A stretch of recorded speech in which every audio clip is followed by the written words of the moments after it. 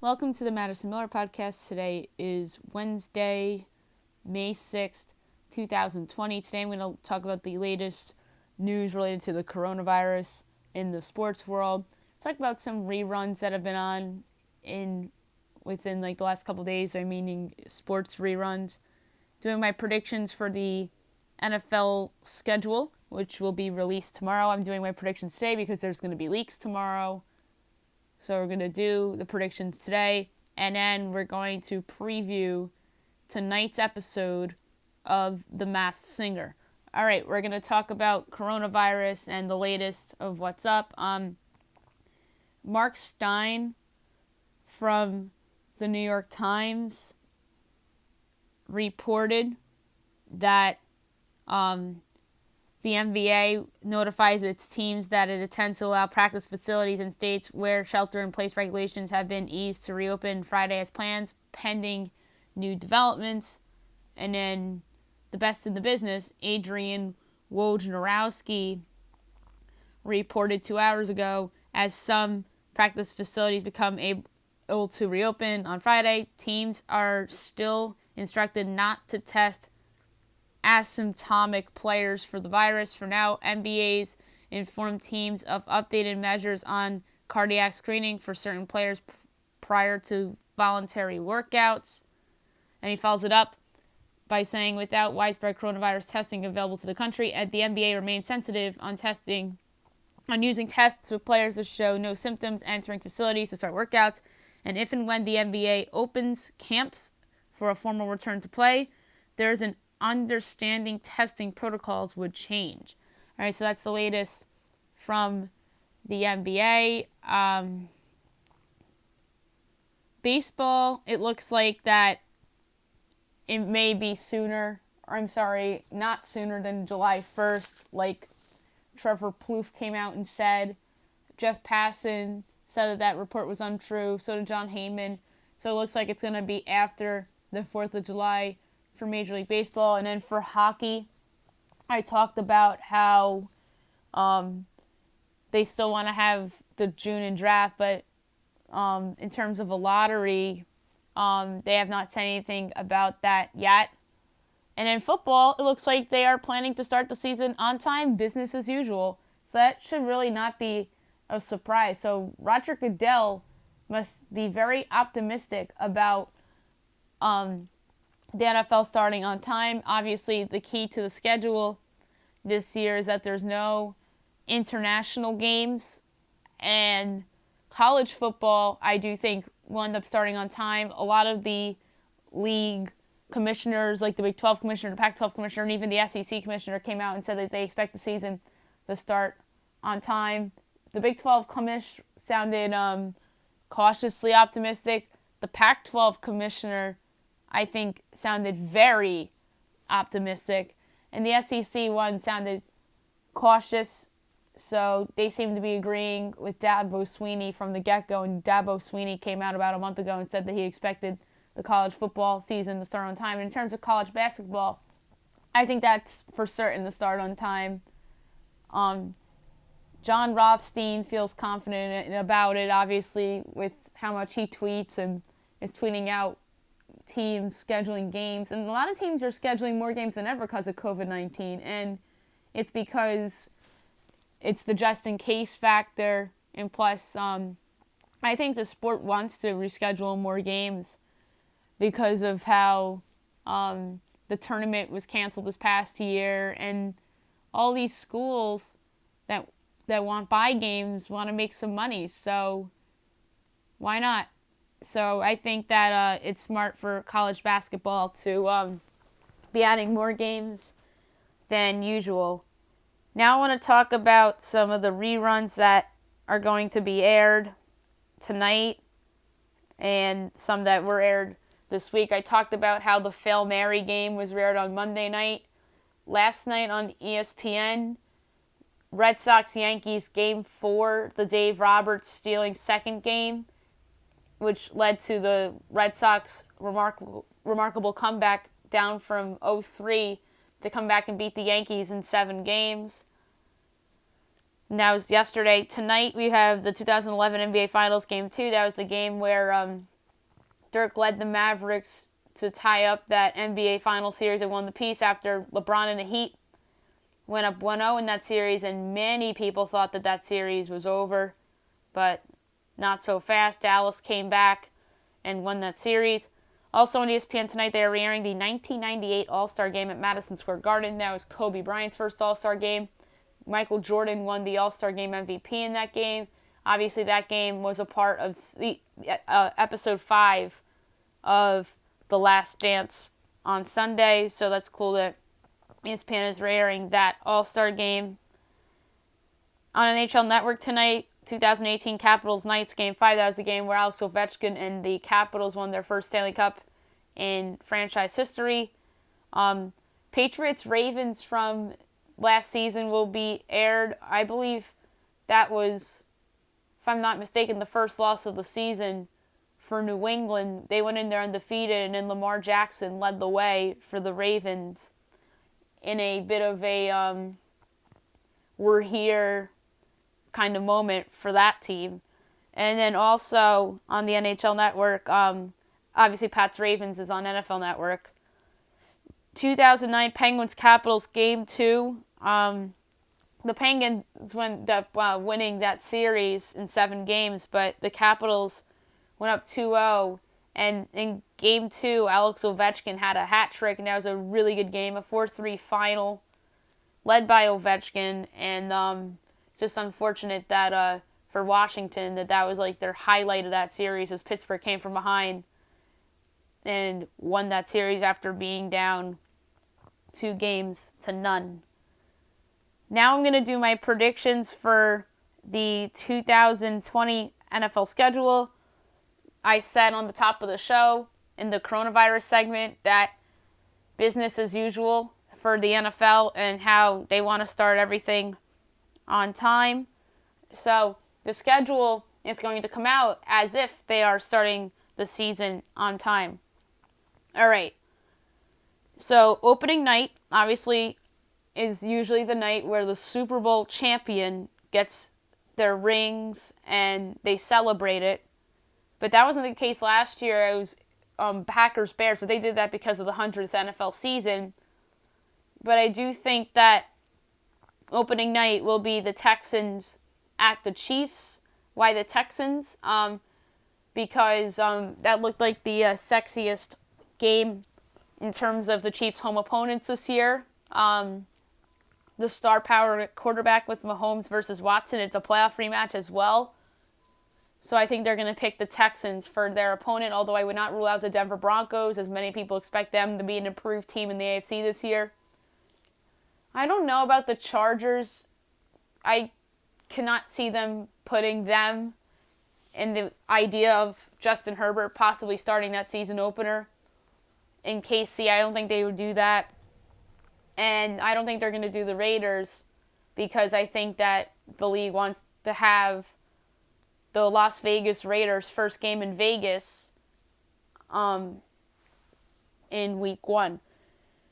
And every year there's normally a game at the 4:25 window. It's normally on Fox during week 1 on Sunday that the whole nation gets to see.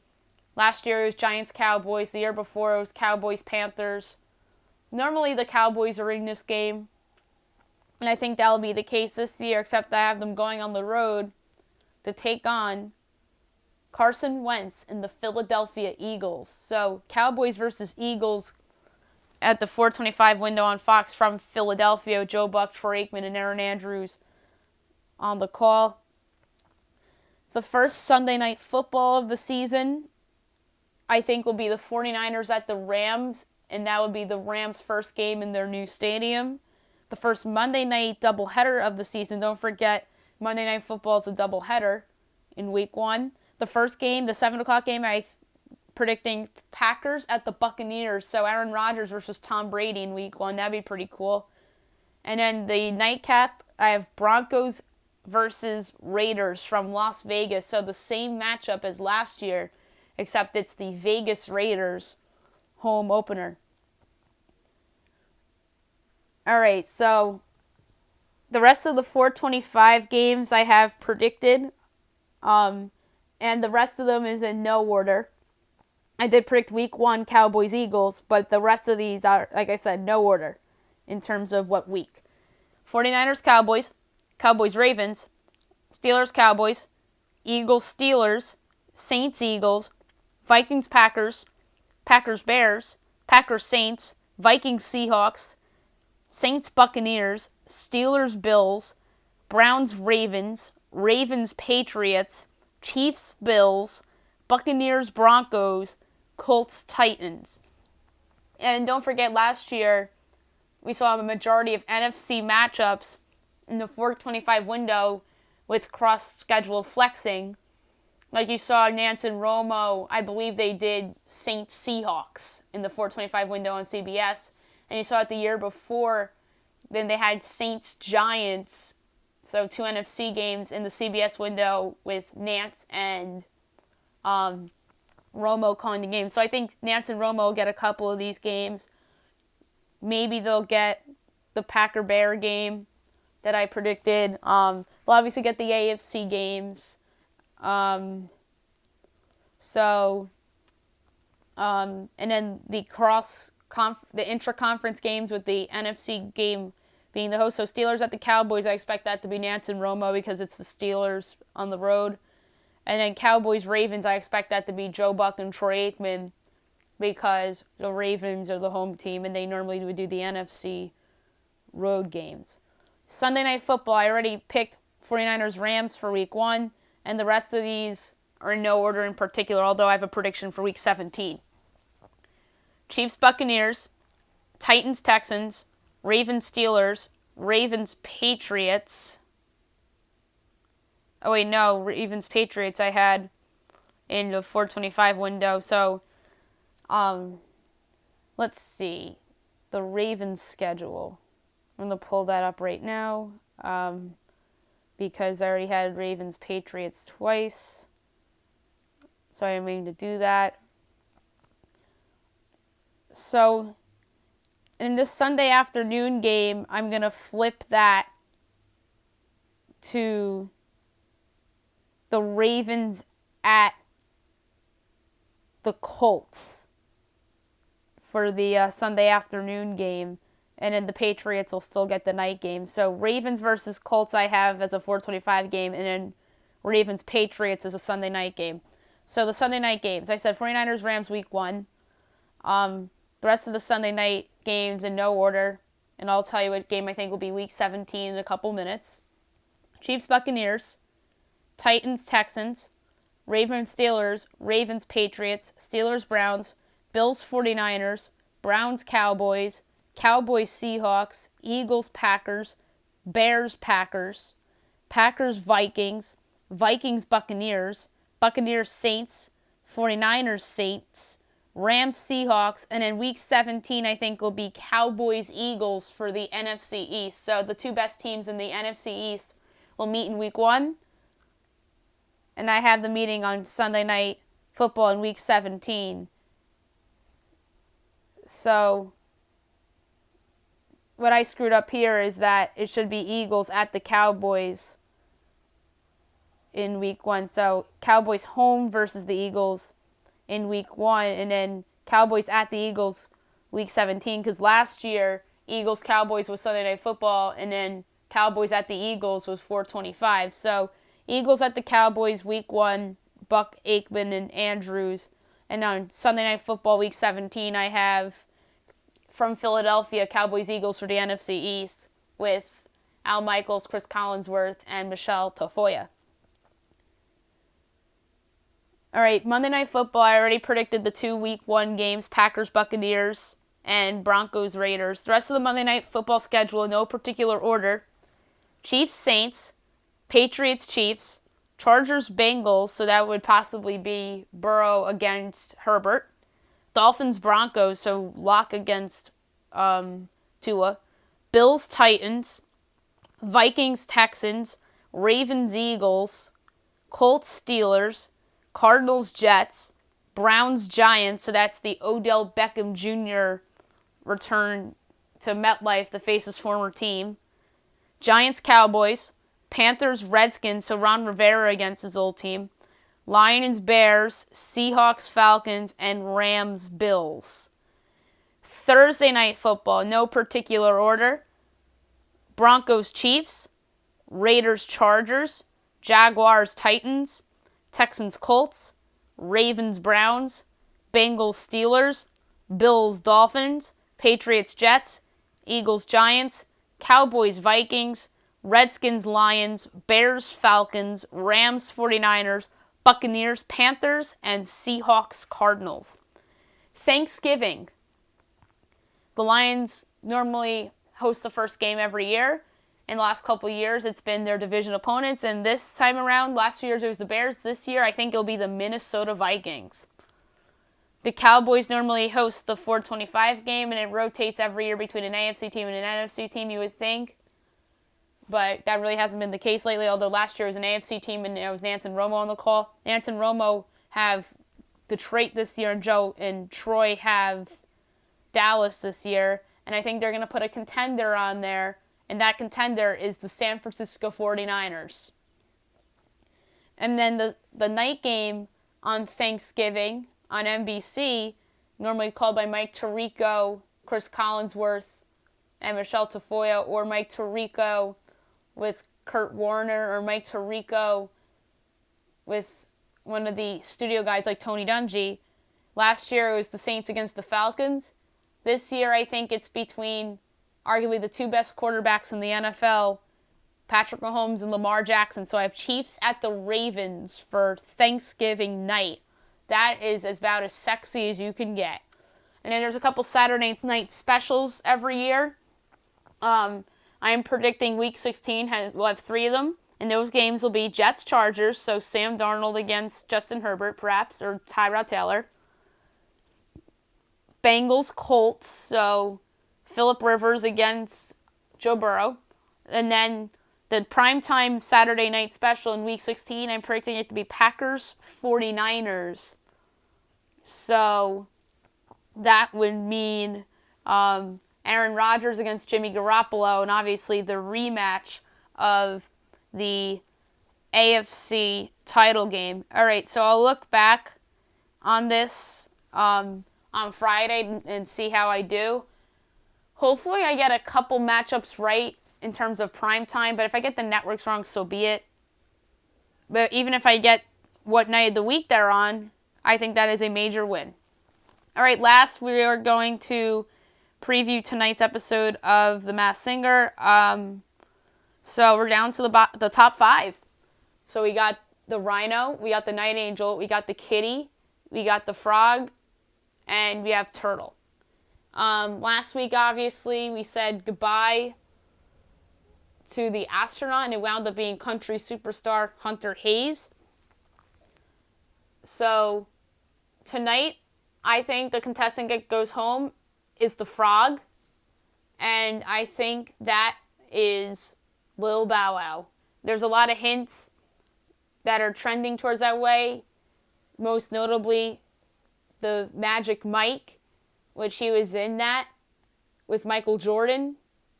So I believe that that is Lil Bow Wow, and he referred to that because there was a Michael Jordan jersey in the Clue package. And I just don't think that Frog hasn't been as good as he was earlier in the season. I think other contestants have improved, such as the Rhino. I've been thinking the Rhino's Tim Tebow for a long time now, but now I feel a little different about it. I'm actually getting like a country rock kind of vibe. So I think it's a similar contestant to the Banana in a weird way. And what surprised me was that the astronaut wound up being a country singer. Like, you never would have thought that. And so I think the Rhino is like opposite. So you would think it could be a country singer, but I think it's somebody more in the rock field. And I'm getting vibes of Gavin DeGraw, who sings I Don't Want to Be Anything. And if I'm not mistaken, I think one of the judges guessed him for the Banana. So that's sort of funny. So that's my guess as of right now for the Rhino. The Turtle, I'm sticking to AJ McLean, but I do think there's a chance it's Brian Luttrell, his bandmate from the Backstreet Boys. Because I am getting so many vibes of the song Everybody, which is obviously one of their best songs. So I'm going to stick to AJ McLean with that guess. But I won't be shocked if it's Brian Luttrell. And there is obviously the hint of NKTOB with the arrow. And that's what had people pointing to Donnie Wahlberg or Joey McIntyre. But here's the thing. The arrow could mean One Direction. This could be somebody that's performed with both New Kids on the Block and One Direction. If I'm not mistaken, Backstreet Boys performed with both bands. So I have a feeling it's a Backstreet Boy, and I'm going to stick with my gut and go with AJ McLean. So we are now down to the women, who are the Kitty and the Night Angel. I think the Kitty's going to win the competition. I think she's outstanding. There was a big hint in there a couple weeks ago about a tree, and they showed Anna Gathsire's costume, the tree. And that made me thinking of Wicked, because Anna Gasteyer was in Wicked, and two awesome actresses that were in Wicked were obviously Idina Menzel and Kristen Chenoweth. I'm sticking to Kristen Chenoweth as my guess for the Kitty, but I don't feel strongly about it. And then Night Angel, I think, is the biggest unknown left, although I do think that the Rhino is sort of become an unknown in this competition as well. My guess for the Night Angel, I really am stumped on the Night Angel. I've been saying Kelly Rowland for a long time. I'm going to go with Kelly Rowland, although last week I changed it to Maya. I'm going to stick with Kelly Rowland. I think the tricycle was huge, because obviously the tricycle, I think, could refer to a trio. And there's a hint about the 2000s, and Kelly Rowland was a big deal in the 2000s. Obviously a part of Destiny's Child, and she sang the song with Nelly back in 2001 or 2002. Forgot the name of the song. She was in the chorus. She sang the chorus of that song. So I'm going to stick with Kelly Rowland for the Night Angel for now, but I don't feel good about it. The guest I feel the best about is Frog with Bow Wow, because, like I said, that Michael Jordan jersey hint to me gave it away. I think it is Lil Bow Wow, and I think he gets voted off tonight. So that's it for the show today. I'll be back tomorrow recapping The Masked Singer. I'll do my NBA trade value list as well as my top 10 NBA players and games from the calendar year 2017, and any other news related to the coronavirus in the world of sports, or any just flat out sports news I have for you. I'll talk about it on tomorrow's show. Hope you guys have a great day, everyone.